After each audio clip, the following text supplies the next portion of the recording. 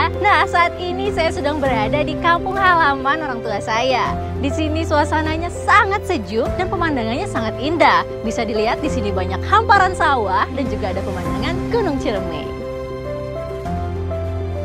Nah, kali ini saya sedang berada di Kabupaten Kuningan. Di sini suasananya sangat sejuk dan juga tenang, membuat hati saya jauh lebih damai karena jauh dari hiruk-pikuk ibu kota. Nah, mumpung sedang ada di sini, saya akan mengajak teman-teman sobat budaya untuk berkeliling Kabupaten Kuningan. Ikutin saya terus ya.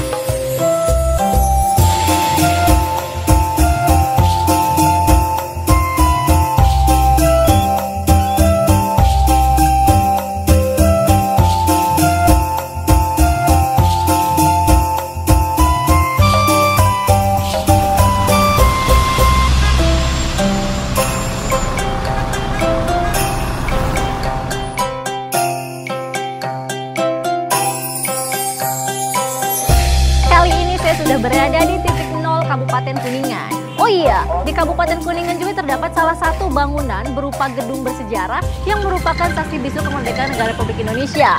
Mulai penasaran gak sih? Ikutin saya terus ya.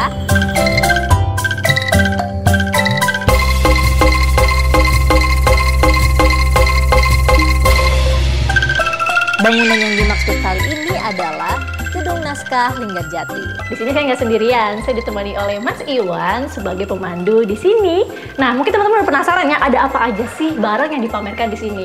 Nah, Mas Iwan tentu bisa menjelaskan. Di belakang saya nih, ada apa sih ini? Nah, ini dioramanya. Diorama ini sebagai representasi dari ruang perundingan Linggarjati. Bisa dilihat, delegasi dari Belanda, diketuai oleh Profesor Insinyur Schermerhorn. Anggotanya ada Van Pol, De Boer, dan Van Mook. Sementara delegasi dari Indonesia diketuai oleh Perdana Menteri Sultan Syahrir. Anggotanya ada Mr. Susanto Tilto Projo, Dr. Adnan Kapougani, dan Mr. Muhammad Rum. Sementara yang di meja oval sebelah sana itu meja saksi, no tulis. Di sana ada Dr. Leimena, Dr. Sudarsono, Mr. Amir Sarifuddin, dan Mr. Ali Budiarjo. Kalau yang berdiri satu orang itu Lord Kiren, mediator, penengah perundingan dari Inggris. Bahwa perundingan Linggarjati ini terjadi di mana Jepang waktu itu menguasai atau menduduki negara Republik Indonesia. Namun setelah itu Jepang akhirnya dibom atom oleh Amerika Serikat pada tanggal 6 Agustus. The Supreme Commander of the Allied Powers will now sign on behalf of all the nations at war with Japan. Pada akhirnya Jepang menyerah pada tanggal 15 Agustus tahun 1945. 2 hari kemudian Indonesia memerdekakan diri. Namun setelah Indonesia merdeka, Indonesia belum diakui dunia internasional. Kemudian diadakan konferensi Sao Paulo, tapi itu tidak menghasil apa-apa alias gagal. Kemudian dilanjutkan perundingan Linggarjati yang dilaksanakan dari tanggal 11 sampai dengan 13 November tahun 1946. In de woning waarin Shahriar tijdens zijn verblijf in Cheribon is gehuisvest, wordt in gezelschap onder meer van Lord Killern en ingenieur Sukarno de lunch gebracht. In gezelschap van de Indonesische premier Sultan Shahriar begeven de leden van de commissie-generaal zich naar het hotel in het bergoord Linggarjati bij Cheribon, waar de besprekingen plaatsvinden. Ook Sukarno, die de conferentie als waarnemer zal bijwonen. Tijdens de conferentie werd de basis gelegd voor volledige overeenstemming tussen Nederland en Indonesië. Na afloop van deze historische bijeenkomst vertrekken de leden van de delegaties. Sekarang kita ke kamar tidur peserta perundingan. Oh, ini kamar-kamar tidurnya ya? Di sini juga ada foto orang Belanda. Ini? Ya. Mr. Jacobus. Ya, Mr. Jacobus Johannes van Os.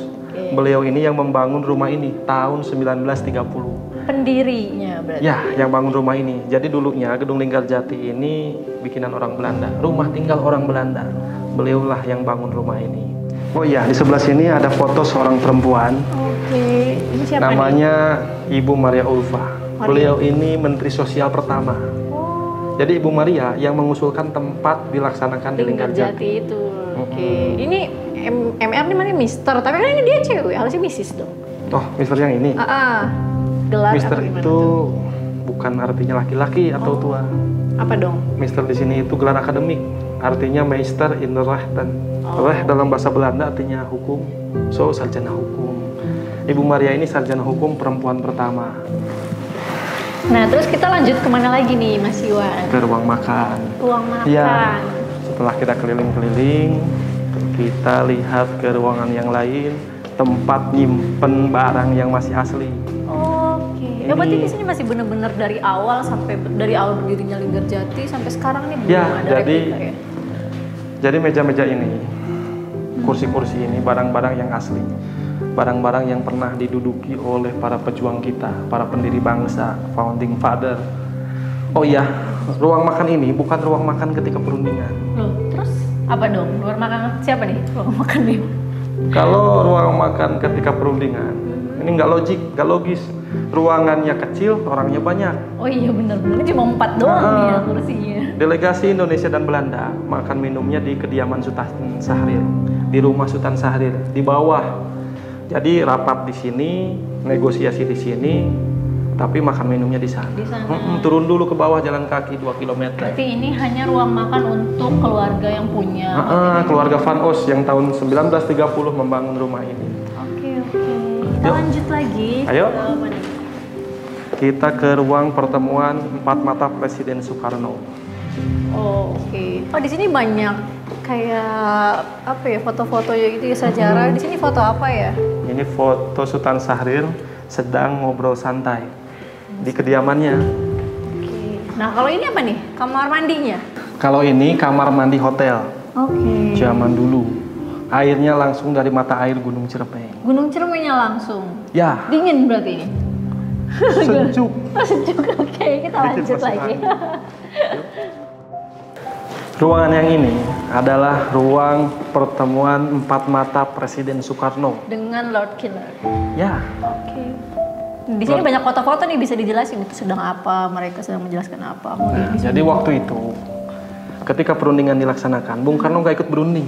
Oh, kenapa dia kayak gitu? Jadi waktu itu sistem pemerintahan kita, Republik Indonesia parlementer. Parlementer. Artinya presiden itu hanya sebagai simbol negara, kepala negara. Urusan-urusan pemerintahan ada Perdana Menteri. Sultan Syahrir. So yang ikut berunding ketuanya Sultan Syahrir.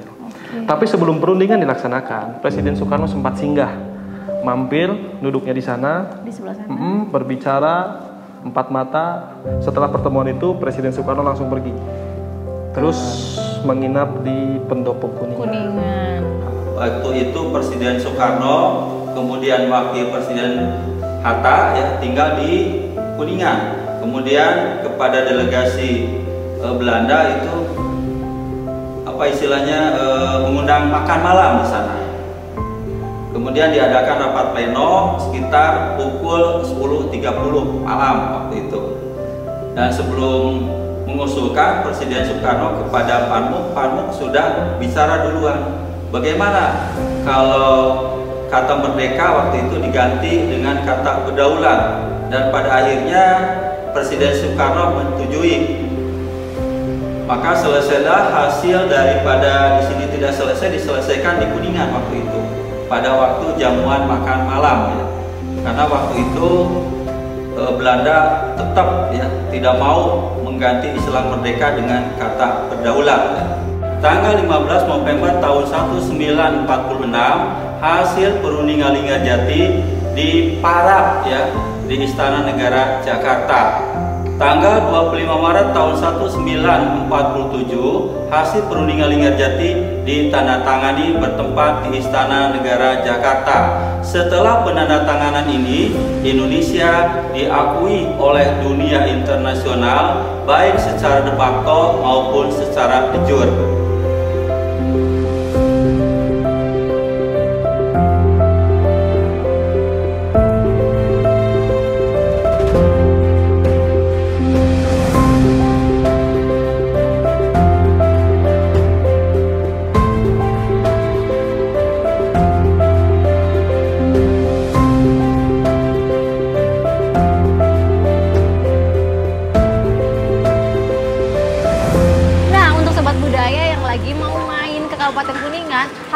banget nih list makanan wajib di Kabupaten Kuningan, yaitu hucap atau tahu kecap. Mengutip dari ungkapan Bung Karno, bangsa yang besar adalah bangsa yang tidak melupakan sejarahnya. Maka dari itu, mari kita kunjungi, lindungi, dan lestarikan cagar budaya.